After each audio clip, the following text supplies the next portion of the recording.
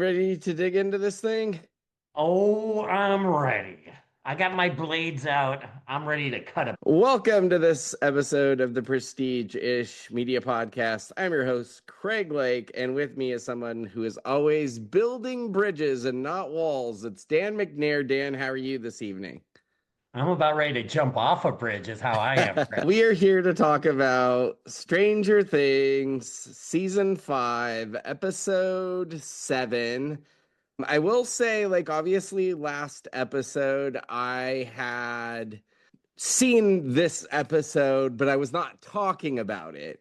But it may have colored some of my disappointment, if that makes sense. Whereas you had not seen this episode yet, which may have left you a little more optimistic after episode 6. Where did you land on this episode, Dan? I'm very glad that we've recorded podcasts and my viewing has been just one episode at a time. Because if I were in your boat, I would have a hard time separating the two. And you did a good job of not revealing anything, but your tone did feel like a little Well, Debbie Downer. I think I would have been there. I mean, to be fair, you've been there all but the last episode this season. And I think mine was just coming from more of a place like I was already kind of there by 6, to be honest. You know, the more runway you gave them, or the more runway I personally was giving them to improve things. And I think unquestionably, you weren't high on the first batch of 4. It seems like the rest of the world was, but unquestionably, this batch seems to be received much more poorly than the first batch. And I think that probably was the fan base saying it's not like all the content's bad. It's all the content is bad when you're working your way towards a finale, is kind of where I land on it. Once again, I was very vocal about some of the linchpins of these seasons being tied to things that maybe some of the fandom didn't even have access to. So, what's your rating and your initial thoughts here? So I gave it 2 ratings, not knowing that you were going to give me such a perfect segue there. For just watching this episode by itself, rating an episode standalone like we do all the time for all the shows, there were some things I liked, there were some things I didn't like. I gave it a 7.6. But then when you get to the penultimate episode of an entire show and it's one of your favorite shows, it's hard to view it in that same lens. You have different expectations. And if I'm looking at it as this is the next to last episode, I gave it a 5. Yeah. So it's just two different perspectives in looking at it. And I think a lot of my frustration with this season really was encapsulated in this episode. I mean, some good things, but this season has felt to me like a reunion special, not like a season. There's nothing is going on for the most part. We learned the upside down's a bridge, big deal.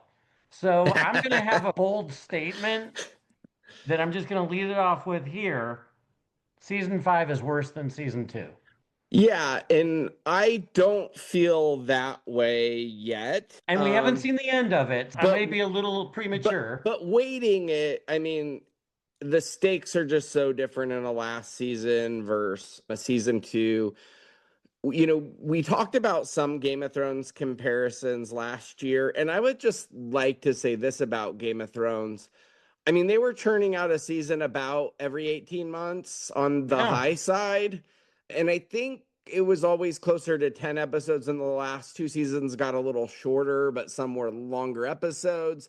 But I don't know that a show has delivered this poorly with this much time to land the plane. There are some people rumoring out there, and I don't believe this. I think it was maybe even Mr. Clark on Instagram. I don't know, even screenshots and AI, what I believe in the world anymore. But I thought what I saw was like a post from Mr. Clark on Instagram saying there's no Snyder cut of this season because a lot of fans are inferring that a lot of things got cut down. I guess some of the initial episode lead times that were leaked were fake. So we were expecting all these longer episodes, and that's not what we got. And I have 2 things to say about that.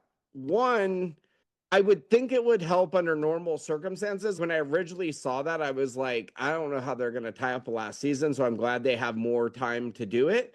But to your point, they haven't really done a lot with what they had. So I don't know that more time would have helped these guys. Your thoughts there? I agree with you on that. I don't know what they gain by setting us up for longer run times and then Well, not I don't delivering think it. they did it. I think somebody else. My understanding is that initial runtime leak was a fake leak that Okay, people well, it just seemed to have a accepted. Netflix stamp on it. But I think again, it to was your on, point of, yeah, I think it was on IMDb, so everybody just took it and ran. But go ahead. and also one distinction between the two of us is you're very tied into the chatter and the community and the reviews, whereas I tend to consume a lot of this just in my own silo. And so sometimes I might be a little bit off on my own and, uninfluenced in any way. There was also a lot of chatter before the season came out of these massive time jumps where, there were rumors that every episode was going to be a different year, or we were going to go way into the future. And of course, that made like a lot of like funny memes of, all of them, their elderly casting and stuff like that. But that never really came to be either along those lines. Yeah, I think obviously we got the 1960s or whatever that timeline is with Henry's high school thing.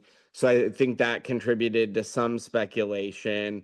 Probably some people that did have access to the play or read the play spoilers, maybe they're speculating that way. Certainly we jumped forward a lot, which part of me says that they could have used some of that in between time to build us here. But once again, when somebody's not doing good with what they have, do you give them more rope to hang themselves with? I feel like a better season could have been written, and I do feel a better season could have been cut. And to the point of that, and I'll go ahead and give my episode rating. I'm at 7.5, which is definitely my lowest of the season. And I would probably pull this 3 episode batch down to 7.5 now that I've consumed them all. I think that's probably a better place for them. And maybe the first half of the season, I'd give like a 7.9 overall. That's probably an appropriate batching with some hindsight. But to the point of, we wake up with Max and already we're going back and forth between Holly and then we go like it kind of reminds me of the Karen Wheeler, like Karen Wheeler probably should have been dead, and maybe Ted Wheeler saves the kids and then he dies too, just to help you out in your death pool. But they play the beginning of that like she's dying, and then they flash back to her not dying, kind of. And with Holly, we're led to believe at the beginning that they maybe had access to Holly in the upside down, or that Holly got away, and then that's immediately pulled back, which I'm fine that she wasn't rescued there, but I feel like you could have just shown the whole Holly sequence at once. Like, I really do believe that not only is the content not great, but just the editing of jumping between all this. And I'll give you an example of, and they still cut this up, but like the Nancy and Jonathan and all, regardless of anything, that scene seems to be received as well as anything. And so it's like this audience can stick with some of these scenes a little longer. Like, I think if we got all of the Justin and Steve stuff in a bigger chunk at once, it wouldn't feel like they're dragging it out so long. I'm just thinking there's some things that maybe the way it's edited don't do this any favors. Thoughts there? I've got an observation that I landed on with this episode, and I think you're speaking to it in a more micro sense. But so much of this season seems one step forward, one step back. Like I see something I like, and then I'm disappointed. And so episode 6, was my highest of the season, and then this was very disappointing. And when you talk about, oh, something's going to happen with Holly, and then they jump somewhere else, and then, oh, nope, just kidding. Vecna reeled her back in on his fishing pole. It's okay. Well, why did you set me up for that? One step forward, one step back. And It would be one thing if they set that up on in between seasons cliffhanger, but it's literally like they didn't even end the previous episode with that part of the cliffhanger. They had a beginning of episode cliffhanger, It's just weird choices to me.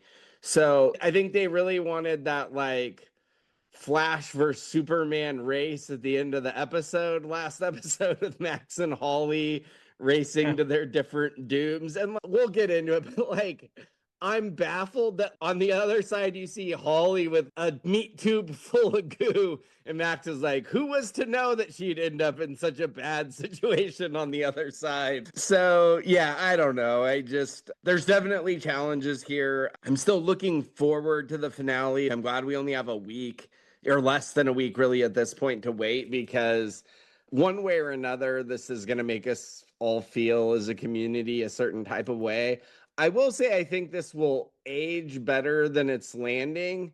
I think the stakes of a season are just so last season are just so high that also compounds the errors. If there was a bloodbath and they were killing off some characters and doing some, we don't even have a Bob or a Barb moment. We don't have an Eddie Munson. We've been through all but one episode. Like, kill off an Alexi. Give me something here. Yeah, there are definitely some people that should be dead and unrelated to our death pool. So let's get into this thing. Max awakes. So now she's in this weakened state.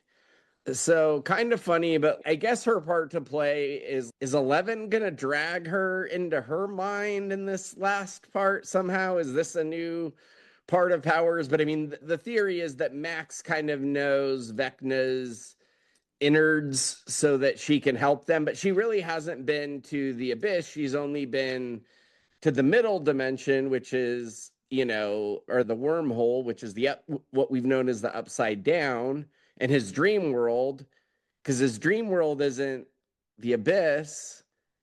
That's what he's created in his mind. Where I'm just trying to find out. When I started this episode, I'm like, what role does Max have to play? As now she's like not a paraplegic, but basically for now kind of thing. I think she's Professor X. I Yeah, she's between her and Will, there's going to be a lot of mind power going. my mega minding it. And then we get like the Hopper welcome home kid, as I've mentioned, his multiple personalities. I did think the You Took Your Sweet Time, Screw You Wheeler was played about as well as anything there. Callie staring there ominously. Just your opinion. Obviously, there's going to be some negative reaction towards her as a character. She seems to just want 11 to die. But in addition to that, she's just so small and creepy, and she's always got this stink look on her face. Is any of that rubbing off on you as well, or are you pro Callie in any of this? No, I think she's designed to be unlikable. And I think it's also something to do with the shaved head. It makes her a lot more It makes unlikable. it worse, yeah, for Yeah. sure. And even it's like 11's back to her shaved head dog and pony show. So, did you ever see the movie Fire in the Sky, Dan? No, I remember seeing ads for it on the back of comic books in the 90s, but I never actually watched it. So, spoiler alert, but there's a scene where I think is it Travis Walker, the guy who supposedly got abducted, wakes up like on this ship and he's kind of in like a goo cocoon like this. And Okay. as a kid, for me seeing it by myself, of course, in a room, like I was terrified by that. And this scene is pretty mortifying. Like meat stick aside, the meat tube is disgusting for many reasons, but just being trapped in this thing of goo is pretty gross. Your thoughts? Yeah, I was geography lording it a little bit because you did a pretty good swerve in our coverage of the last episode where I was trying to figure out where in reality everybody is, and you're like, oh, Holly's definitely in his secret meat locker, like warehouse. And I felt comfortable saying that because you saw her face in the thing. That's where she physically was in her cloud of escape cloud, when she was in the meat tube room. So that's kind of what I was thinking. I'm like, oh, wait, now we're like, in some Star Wars planet here, trying to figure it all out. But this building on all of our allegory from watching Will's struggle and escape and all of that, it felt very bad uncle-ish. Yeah, and then I guess the other thing I was thinking though, if I'm her, but I guess like on my note rewatch, I couldn't really see the other. I feel like there's some scenes when they're collecting all the kids where all their meat lockers are lined up. But then when she escapes, like you don't see the other characters as easily. Because my thought process would be the first thing I would do is unleash dipshit Derek, or at least like the more kids you release, like you I just had that thought too. Yank out some meat tubes here and let my people go now. and then you just have to run faster than them. You don't have to run faster than Vecna at And you can that run point. faster than dipshit Derek any day, right? And then we get like the whole barfing up of the smoke monster, which they've really beat this into the ground. And this is going to be one of my least favorite things when like Henry and Eight barf up their smoke monsters or something. I'm gonna lose my mind. I'm just pre-warning everyone. I'm gonna lose my anything else from you there on this portion, Dan. No, let's keep moving.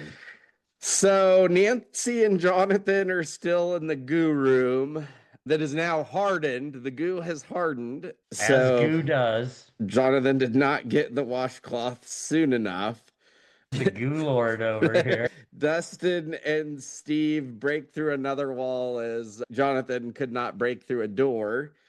I did think the moment with Dustin and Nancy was kind of cute where he hugged her and then he was like, was that weird? It was kind of weird and just, it was a very minor moment. But I think those are the things still when done, which is not often this season, but that's the things that the show does well. I think there are good character bones and echoes where it takes you back to the first episode when Dustin's offering her pizza and she like shuts the door on him, or the dance, at the what is that, The season two. snowball or but I And was so expecting, yeah, I guess that was my point of when they were gonna break off characters. It was like maybe they break off Dustin and Nancy there. Obviously they needed to get to the fake breakup scene or the fake proposal, but yeah, definitely agreed there. Other stuff from you. just that I started with a friend watching the whole show from the beginning last night. So some of those things, those early takes are right up front in my recent memory. So I'm already doing a rewatch. Yeah, I did try to go back to episode 7 of season 2 yesterday and today. Wow. I Were could you not suicidal or something? I couldn't get past like a few minutes. I just slept through it several Didn't you sleep times. through it when we were actually covering it? I would no, I just wouldn't watch it. Yeah. I just decided I wasn't gonna do it. And then now that we're here, I'm like, maybe I should just watch it before the finale and then I mean I'm sure I'll get it squared away at some point. So they talk about Nancy asking what the hell she shot. They talk about Brenner's notebook. I don't know why you would ever call him Renner, Dan. And then we see Holly coming down from the abyss, and then, like you said, she gets Vecna fish hooked back up to the abyss, I guess, is where the physical bodies are now. But then, like I said, so my understanding of this is we have Hawkins, we have the wormhole slash bridge, which is the upside down. We Yes. have the abyss, which they called Dimension X in the play, which I guess they were calling it Dimension X. One, admittedly, I saw an interview with the Duffers where they did rip it off from the Ninja Turtles. But two, I think they were waiting to reveal the actual name, The Abyss, in this show. So I don't think it was called The Abyss in the show. I think it was called Dimension X. And then I think aside from those three, you still have Vecna's mind, which is effectively Yes. where all the kids are. Yeah, Is that which your it's understanding? Vecna's mind is like the cloud, Yeah. where whichever of those realities you're in, you could be like dream stated into having an avatar there. Yes, and yes, I guess. But here's the thing. Body is in the normal world. Yes. Wait, no. His body was in His body was in the upside down. Vecna took him to the abyss and meat tubed him, but then his brain was in the upside down. I don't know. I will say, and somebody can explain this to me or whatever, but half of this season has been them explaining whatever they've ass backwardsly cobbled together here. And that's where I say I do believe they might have had some sort of endpoint, but no one knows what the really going on here. Do they? I'm just along for the ride. Don't overthink it, Craig. I've just spent half a season having Einstein, Rosen, Bridges explained to me. I think I need to think about some of it. Holly's still in the abyss getting meat tubed. Mr. Clark, Erica, and Murray are hanging balloons to try to triangulate the other group in the upside down. I didn't understand the science of that either. I think if he just got 3 points, he could triangulate like the middle point, kind of like how Dustin was triangulating the other thing. How did they know it was Dustin specifically? Because they were trying to triangulate the radio. So they're trying to get like, that's how they were following Hopper with the radio, with the telemetry deal in the van. But they knew kind of where he was and to drive forward and back at the same time. But now they had to find him. He had a working radio. Right. So they still have they have 2 radios, I guess, allegedly. Do they know it's not Nancy's radio? I mean, thankfully they're together, but I think they were playing fast and loose with more science here. One bright spot in this episode was seeing all this through Mr. Clark's eyes. Yes, but like we also had to listen to Murray say Schnookums 80 more times. Yeah, I was talking about bright spots, Craig. And then Vicky's not terrible, but it's hard to not just be like, this is Barb Molly Ringwald, but also Max wakes up and she's like telling her she's going to be okay. She doesn't know who she is. And then later on, she's like, it goes to the point of when you get to, and I'm jumping ahead slightly here, but when you get to the scene of the episode, if you would call it that, when Will comes out and it's okay, but then Vicky's just kind of standing there and you have some people in that room that maybe wouldn't or shouldn't be in the room for a scene like that. There's the benefit of all these characters coming together here, but the downside of all these coming together characters is I like Mr. Clark here, and it's kind of funny to see him in the upside down, but like at what point is we're just collecting lemmings on the way, or like baby Yoshi eggs that we're dragging through the rest of the scenes?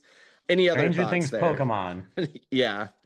We get like another scene between Will and Joyce, which I guess was like set up later in the episode, but he just says to the effect of, I never stood a chance. I was his vessel to spy and to build. One prominent quote that may have been the quote of the episode, and I've heard you say this line a lot, Dan. Every night I jacked into the hive. This is the first scene where they're just sending more military to the hospital. It was pretty fast and loose with the hospital escape. You know, you've got 70 troops running into the place, and they're just like, oh, we'll sneak her out in a wheelchair, and nothing came of it. I don't know how much I'd buy there. Can I also say for them not to use the laundry cart in either of the situations, either roll the running up that hill in the laundry cart out, or shouldn't have Vicky been pushing them all out in a big laundry cart? That would have made more sense than them all being visible while Max is in a wheelchair, the people they're looking for. For me, as this is going on, I think the downside of nothing getting explained to the Wheelers sooner was not only them being subject to Demogorgon wraths, but us being subject to them having to quick explain to Karen Wheeler the plot of 5 seasons of television in 30 seconds. And nobody gives it about Ted.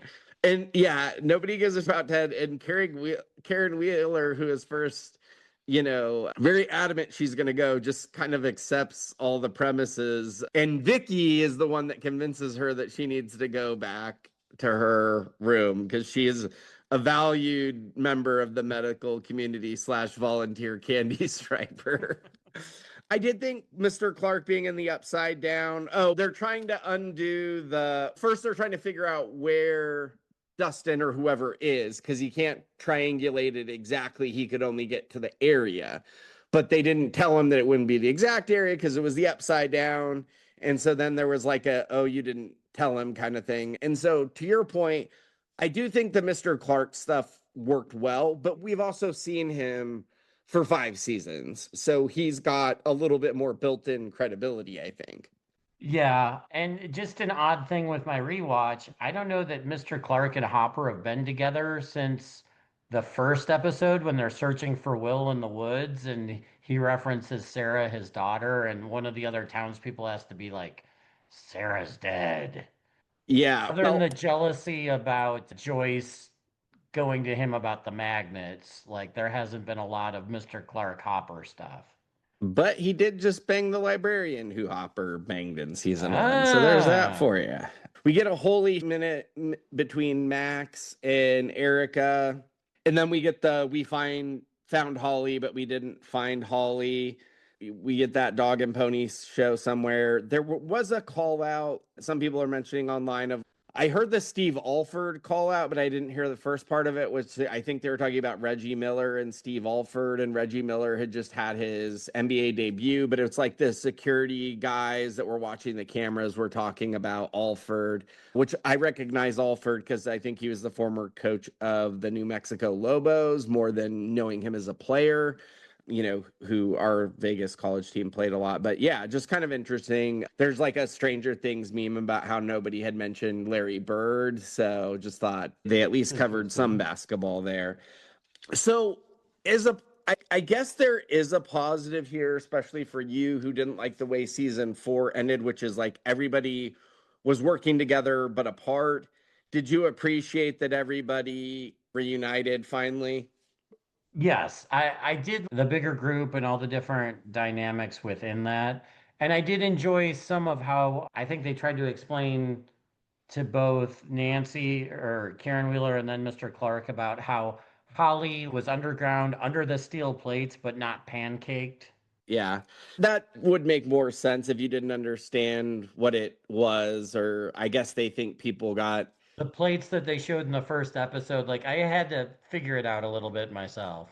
Yeah, at least you saw Holly before they were like going through it. Because my thought was, where's she going to get through? And then, oh, she's going to try to get through the crack, which is sealed, but it's like the crack is sealed in the upside down, not the abyss, but I digress. So Max is finding out from above with Lucas that she kind of over Holly in real time. They didn't give a lot to it, but you even heard like Lucas later has tried to downplay it to her, but she really did dick Holly over pretty good.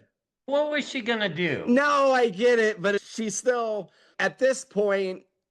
I don't totally see the value of them understanding Henry's mind when their plan is to physically attack these people in the abyss, which is not Henry's mind. But I guess Elle's going to take control of Henry's mind. But I get that's where they're going. So I'll accept the premise of that value, but not placing any value there because I don't in the real realm of my brain. She's better off in the fictional world where she could have helped Holly than she is in this real world where she can't move and is useless. But Maybe, Craig. She can Professor X him, I guess so. make him a mixtape. Holly's drugged back to the meat tube. We get Dr. K and the president of Rick and Morty, whose face has been very badly burned. And then the other soldier, who I'm now calling like Chameleon Face, who also was mangled somehow. But he's the one that they were like holding hostage in the back of the truck.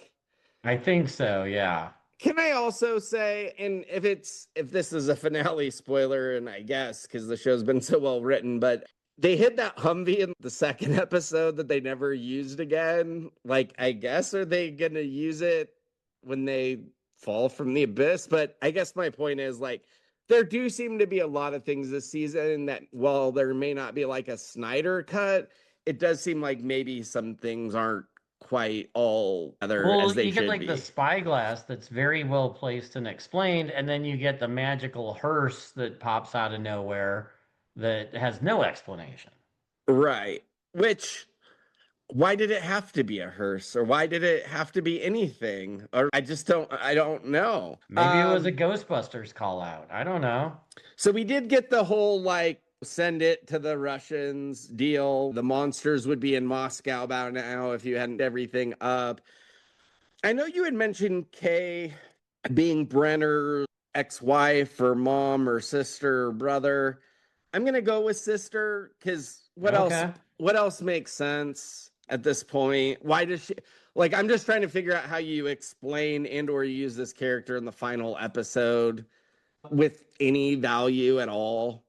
Yeah, like this show likes to tie some of that stuff, so I just don't see how there's not something hiding ready to pop out right here.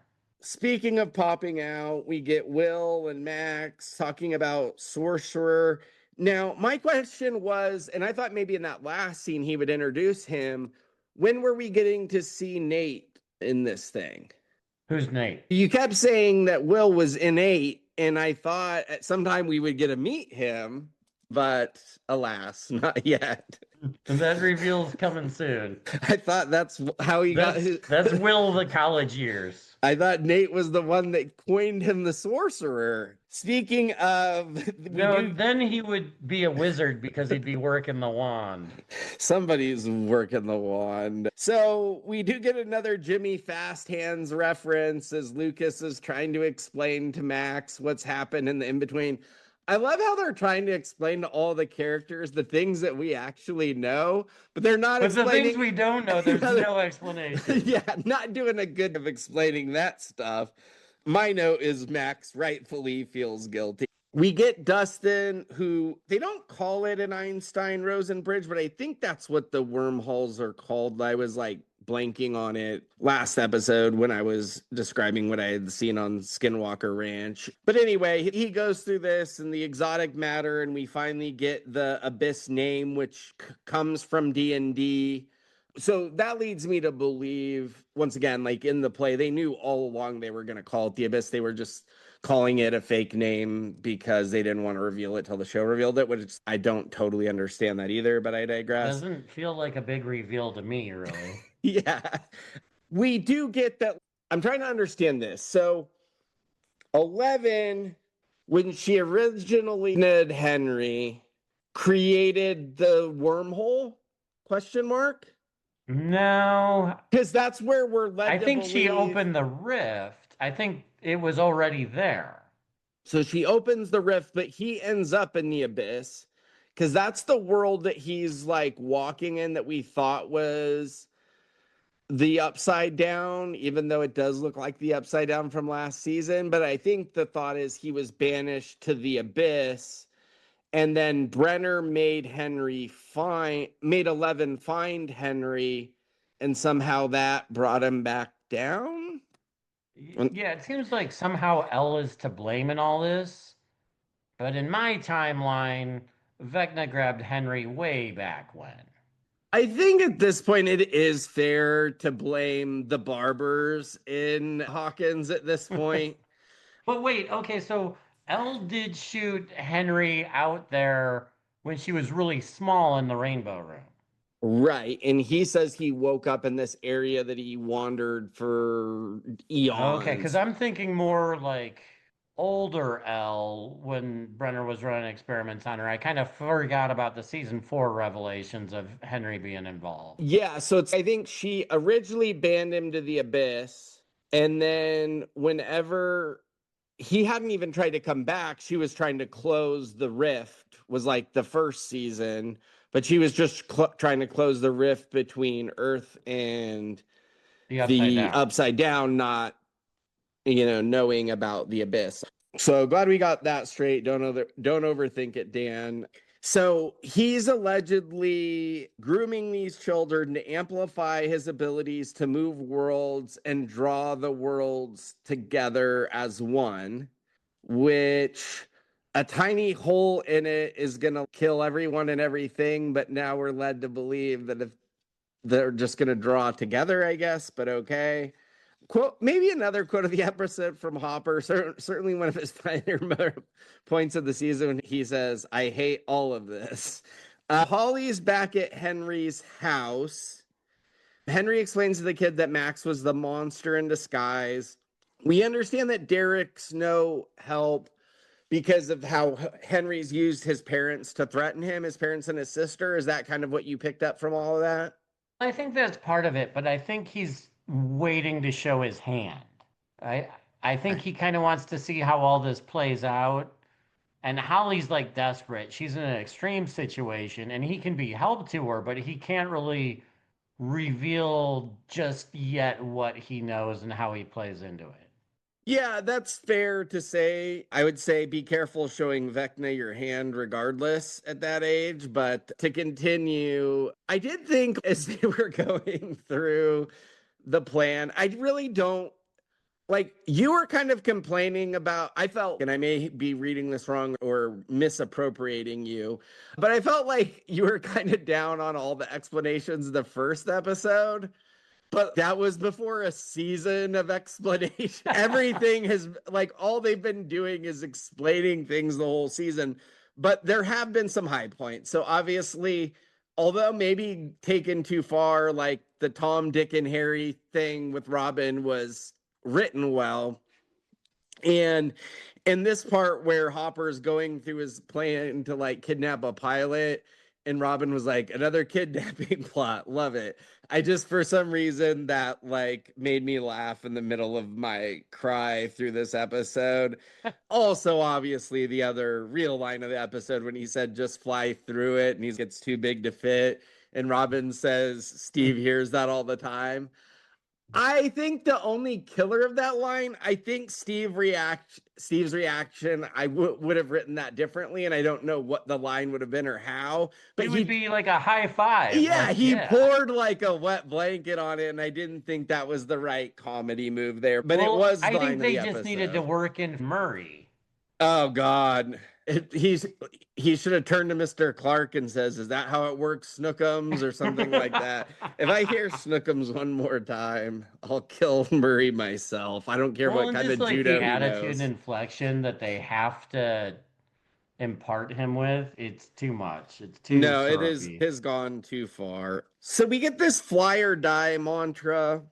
Somehow the magic bean is brought up, and it's not Robin bringing it up. When you did hear Magic Bean, were you thinking Beanstalk? I was this far ahead. Like as soon as they said Magic Bean, and then you're thinking the tower, right? I didn't get to the radio tower until Steve mentioned it, but I did think Jack and the Beanstalk. Yeah. I had radio towered it pretty quickly because it has to be. I mean, they have used it to do a few things, but it's kind of pretty central. Like they're there centrally this second, and so that just made sense to me. They talk about having 11 load up on junk food while they waited. I'm surprised they didn't list the various junk foods. I guess Yeah. boppers are available to buy in some locations now for those keeping score on the product placement at home. So there's a bath in the lab in the upside down. So the thought is they're gonna go to the upside down to the squawk and be ready for Vecna to come down on the squawk tower, but then also L's gonna try to reach his brain from the lab, question mark. Is that your understanding of this? But all in the upside down, this is happening. So I wasn't sure. I thought they were going to have L on the tower. They originally said that, and she said she couldn't reach, and then that's why they suggested the bathtub. So I think Okay. everybody's going to be on the tower, but not L. But so L's battle is going to be a mind battle. Somewhere in here, they establish that what's her face can get into her brain. The Max or no, 8 can somehow get into her oh, brain, that's right. but Yeah, it's eight's got like to be right there. I guess she can bring other people in with her. So she's gonna bring Max, and then Will's just gonna free ball it on the tower, maybe? Question mark. He's got a buddy pass. So I think Dustin's the one that comes up with them dropping the A bomb or a bomb on the exotic matter when they exit the abyss. I wanted to point out in the Holly world of things, one of the kids is prominently wearing like a ET phone home shirt. I did see Um, that, yeah. so just bringing it up. I did think Holly beating everyone with her Tiger Beat radio was pretty funny. Like, strong going ape scene for Holly. Derek would be proud, but she does tragically get her necklace ripped. Go ahead, Dan. And we had also kind of mentioned previously all the Alice in Wonderland stuff. Yeah. One thing on my rewatch, first episode, when the Hawkins Lab people are going to Benny's diner and they shoot him up and they're trying to get Elle, the song playing is White Rabbit. Oh, interesting. Yeah, going way back there.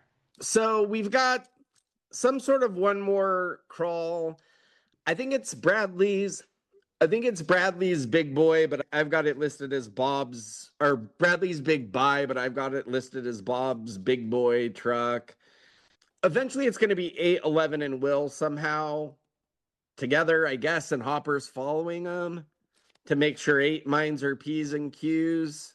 I'm not overthinking it, Craig. What did you make of the 8 basically telling 11 that they need to kill themselves at the end? So I didn't get, originally, I thought she was saying we got to kill ourselves. What I got here was she saying we get to go run off in the abyss as girlfriends forever. Yeah, I thought she was talking about doing it in the upside down, which that's going to be exploded with a bomb. So So, I thought they were going into the abyss and living happily ever after. no, I think they're dead, but you can take a relook at it. But I mean, if they're going to explode the Rosen Bridge so that, like, they have to be in the abyss to live, I would say that. And then they're living with Yeah. Henry and Vecna. If they're in dimension or if they're in the upside down, then they're getting collapsed upon and gooed. Will goes through with Max what happened. And so Max mentions that above all else, like Henry's human and his cave memory or whatever. So that comes back. She says, underneath all those scars, he's still human. I guess we're all scared of something, right? So, no way that's not coming back. Mike and the Butthole Surfers, 2 on the nose. Where's your stance on the Butthole Surfers? I don't know how Mike is suddenly a fan of like obscure punk, at least in 86. So that seemed like more of a Jonathan thing than a Mike thing, but whatever. The Jonathan is fond of them as well. We get kind of like a cheeky exchange between Nancy and Steve and him handling the gun and have you handled one of these before? And him talking about duck hunt and Dustin saying he is remarkably good at it, which I thought was a pretty good Dustin thing. We get Dustin and Steve are going to use Eddie's spears or Dustin and Eddie spears from last season. We get the if I die, you die thing. They do apologize to each other. I miss my best friend. Steve's apology, but I think the you die, I die is the big takeaway there. Do you think they're just setting us up and it's not going to happen, or is one of them or both of them dying? So that scene played predominantly in all the previews, and it seemed like a much more ominous, threatening moment when they said it. And then you see it here, and it's just, oh, this is what we say as we're putting the trail mix in our backpack for a little camp. So it didn't land the same watching it as it did in the trailer. Erica is stealing the gate signal with Mr. Clark. Santa's sleigh is almost ready. Yeah, so she says the quote from 11 was talking about Kay will make a new lab and she's somewhere with one waterfall. It's a fantasy Jane. They'll make more gates, more worlds, which like I am, I guess, interested in that. Like they can just make new dimensions like XYZ question mark. But she says, when the upside down vanishes, so will we. It's the only way. So to me, I took that Oh, as that's a big line. suicide pact. Will talks about how, and I want to talk about both ends of this. So Will talks about what happened. Heyo. Will talks about what happened in Vecna's mind. He weakens you by turning your own mind against you. He showed me the most awful thing. So last season, we had Nancy being shown her family dying and Hawkins being ripped apart. Being kidnapped. And Will is mortified because he was just shown him and his friends growing apart. I just thought the description of this and what we got maybe didn't match very well. But he says, for me to do that, you need to know the truth to his mom. Mike walks in, wait, I think you need to hear this too. And then he says, everyone does. Dan, where do you stand on the reach of this announcement from Mike, or the scene that he doesn't like girls? How did it play for you? I've had friends come out to me before, and it is like a very serious and heartfelt but trusting situation. The way it was portrayed here as like a group intervention, I think kind of soiled the whole experience for me and downplayed. Like, I see what the creators were trying to do, but in this moment, something didn't click for me. Something didn't feel right. I can't put my finger on it, but I don't know that it did a lot of service or justice. I think if it was more of just the core characters, it would have played better. But the full room announcement was maybe too much. It was kind of like a Fellowship of the Ring thing. I've got it. I do. And I've got the note. Except instead of you'll never use Lee, like you'll have my rod and my staff. Am I right? I've got Gimli running in and saying, and my. Yeah, me too, but with the gay jokes. So more like Gimli running in and saying, and my.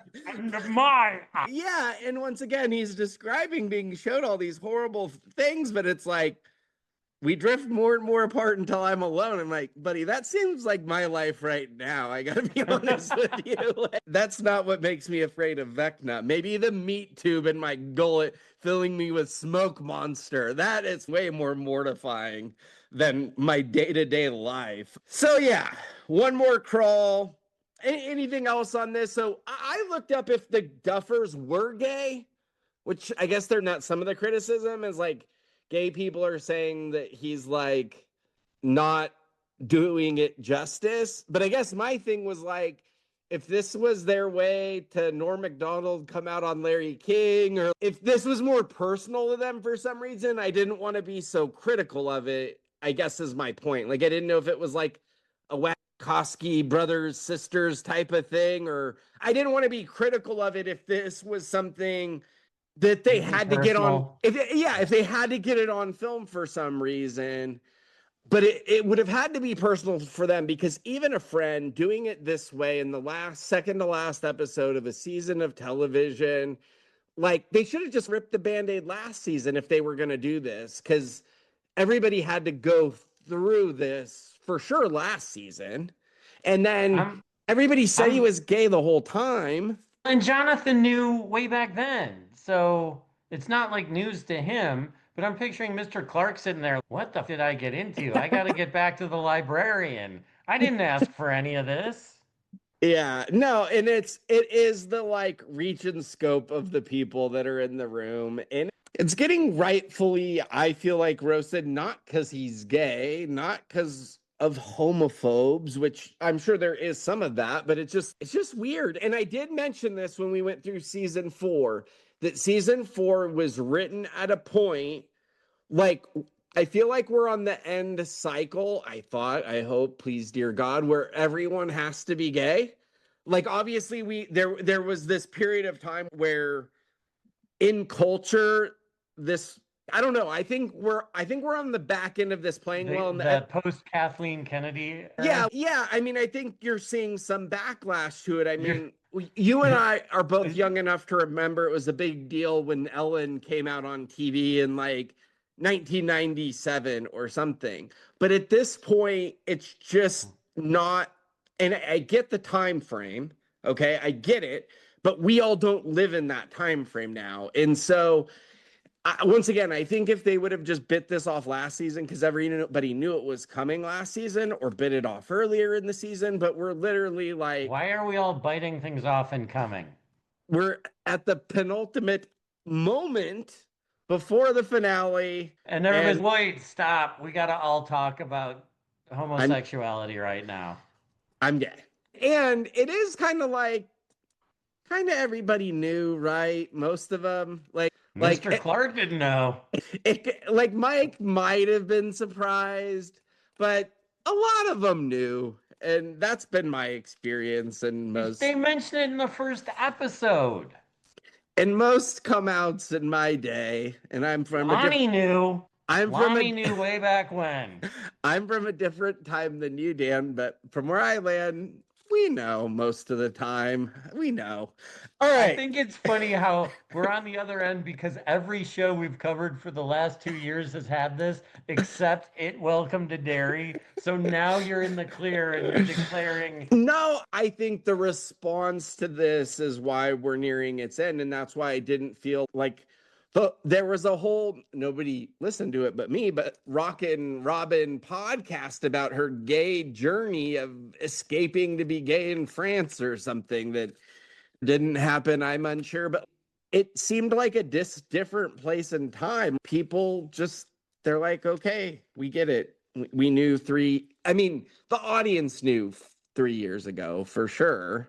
Yeah. And yeah, but I think the biggest problem here is timing, and the group of people in the room are the two biggest issues here, I would say. And the rotting and staffing of it. I was going to say it felt forced, but you had to go there. You have my moment of it all. Any other comments? Mission accomplished, sir. Mission accomplished. Anything else on this? No, this is a lot better than the episode, though.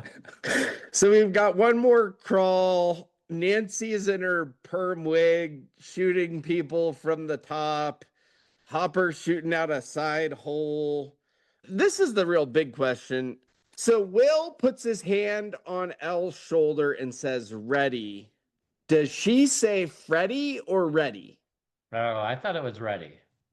It says ready on the closed captioning, but I swear it was like a Ready Freddy deal. I don't know. It would be time appropriate, but I don't know what she really said. Is Freddie Mercury back there somewhere? There's like the saying Ready Freddy, like that was a thing. And I feel like maybe they might have covered that in season 3-ish. Five Nights at Freddy's? 5 Axes at Freddy's. So we close out on Vecna with his own kind of kids' table. He's litting candles for all the kids, and they're doing some sort of group hand-holding seance. Kind of because Holly's head has is kind of bloody and dinged up. She fell down the stairs. She's concussed. And then we get the Vecna clock tolls. How do you want to close this out here, Dan? How you feeling about it all? Where are you rounding to? I kind of come back to where I started for the gravitas of being the penultimate episode. If you're ranking this against next to last episodes of some of your favorite shows, I'm just going to go out on a limb and think that this is pretty far down the list for you. I'd have to look. I mean, I would say penultimate episodes aren't always great. I think the real problem is this could have been any episode in the season, but this episode is kind of all episodes. They've kind of all been this, which is explain a plan. One plan works, one plan doesn't work. Explain another plan. I just feel, you mentioned about it. I think that penultimate episode was a little slower than you'd like it to be, but they covered a lot of ground in the finale, and I'm hoping they cover a lot of ground. At this point, I don't even know how long the finale is. I hope it's 2 hours because they got a lot to clean up. But yeah, I think it's fair to say that. I would just say more on par. I don't know that a season has had this long with this few episodes. How many shows have had 10 years to write? 8 times 4 is 32, 41 episodes or so of television. You know what I mean? Like you've had 10 years. That's 4. What is that? 4 episodes a year? Yeah, pretty much.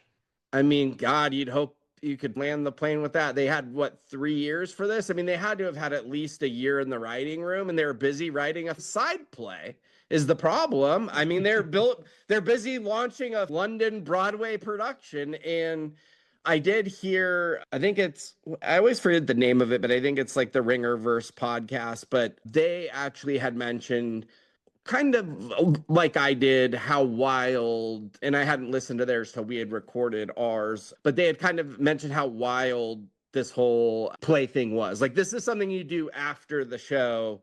This isn't something you do before a season finale of television and tie into it that most of the fan base doesn't have access to. It's weird. And I do think that's the only thing else, not to beat that dead horse, but that's the only thing else I can come up with as to why this is so poorly written. Because once again, Game of Thrones, they were trying to pan it out. I forget their names. One of them's married to Amanda Peet, Three Body Problem writers, Game of Thrones people. Weiss or whatever it is. Yeah. But they, like I said, I mean, they were getting ready to transition to Star Wars maybe, and they're just like, we're done with Game of Thrones. So they were trying to wrap it up. They had 3 years for fucking 8 episodes. So I only bring up the play again is, launching a Broadway production in London that they changed some things when it went to New York to filter into this season. So that, like, the only other thing I can come up with as to why this seems so haphazard to me and so poorly pieced together. Because it's not just individual episode writing, it's the blueprint writing, right? We've done things where you have like your storyboards, but in theory you have a big arc board, right? This is where we're starting the season, this is where we're ending, here's how we're moving the pieces in between. That I don't feel was planned out. It's not just the individual writing, it's just the whole plan seems to suck. Why they needed to compact this into 3 days with the amount 3 days in showtime. Right. November 4th through the 6th. I was fine with that if we were getting more, but with all we've gotten, they could have sprinkled a little this in the last month and then got us to here. Holly could have been missing longer. I don't know. And my thing is, we've had an entire season with no stakes. Like, it's a whole season of watching people run around, but nothing really happens of consequence. And compared to previous seasons, like, that's disappointing to me. They took risks. They tugged on your heartstrings and they, severed it. They made bold moves. And there's been nothing bold that has happened in season 5. Well, I'm sure some bolds will happen in the finale, but I don't know that's going to make me feel good. It's feeling like it could be too little too late at this point. We'll see after the finale. We might be, a little bit too ahead, but we're doing an instant reaction, and that's instantly what I feel right now. Yeah, and I just want to say I'm still really looking forward to seeing the final episode. I'm looking forward to revisiting this at a later date with somebody else and still skipping episode 7 of season 2, but enjoying most of the rest of the show. I'll still have some of the gripes that we have here I think are very valid. But once again, it is magnified in the final season of a TV show for sure.